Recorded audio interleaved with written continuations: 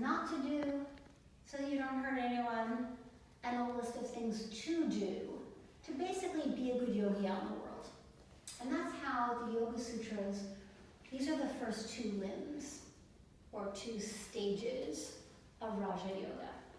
Yama and Niyama. Essentially, like the 10 Commandments, a code of ethics of how to be in the world. The next stage, or limb, or whatever you want to call it, of Raja Yoga is asana. And that literally means, anyone want to chime in what asana means?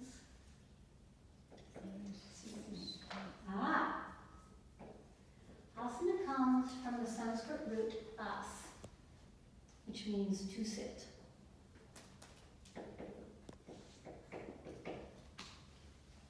Not dissimilar to the thing that we sit on, spelled A-S-S, right? As, which means to sit.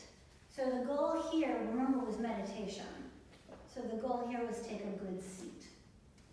I'm going to come back and talk more about asana and us later, and we'll dive into the richness of this later. But essentially, it's a seat. So you've got yama and niyama, what happens outside of the body, and then all of a sudden you've got your physical body. Take a seat, right?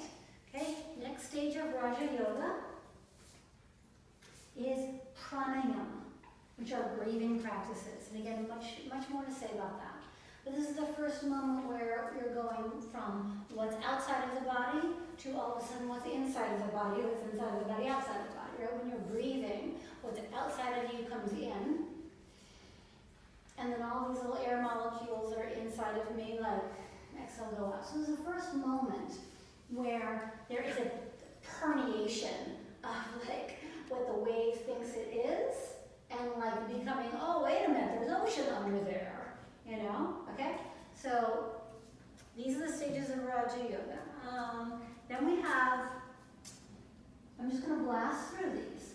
Pratyahara, Dharana, Dhyana, and Samadhi. Like I said, I'm going to go through all of these throughout the weekend, but I'm just kind of going through. Pratyahara, Dharana, Dhyana, Samadhi are essentially all, once you get past the exterior of your body, that's all that starts to happen inside.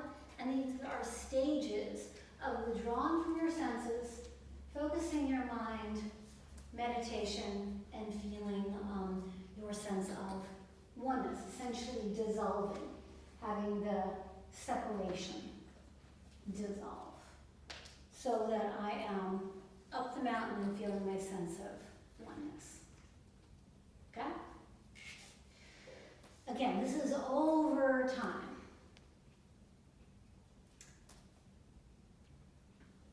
These 8 stages,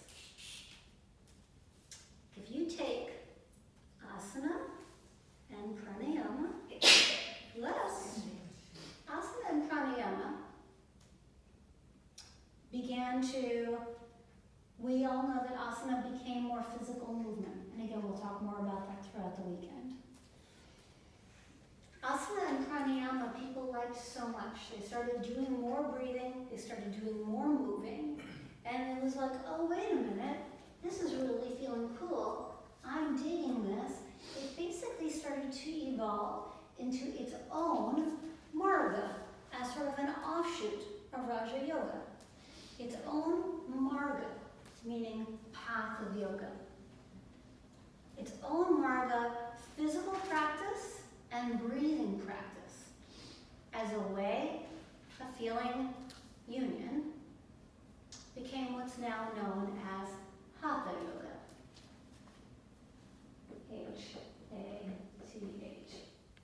Hatha Yoga. Now there's a few ways of defining Hatha Yoga. I'm going to give you 2 of them. One of them is that Hatha Yoga, if you look it up in the Sanskrit dictionary, the word hat, this is very weird for people, it actually means force. Actually means force. And of course, we all like to think of yoga as a peaceful practice, as a gentle practice. So it's very strange to us to hear the Hatha Yoga actually means the yoga of force, when we're all told not to force things, obviously. It's a different kind of force, and again, it's one of those reasons to study Sanskrit because it just doesn't really translate. What they mean by the yoga of force is that there is essentially an energy that lives at the base of the spine, and I'm going to do practices through physical movement and breathing to force, but like slash encourage, guide the energy to rise up the Sushumna Nadi, so we learned about the nadis, right? Up the central channel so that I can feel this goal. So actually, I don't have to do all these other weird things. If I just do these movement and breathing exercises, I can have an energy that wakes me up, and I see that. Okay, so that's why Hatha Yoga would be called the yoga of force.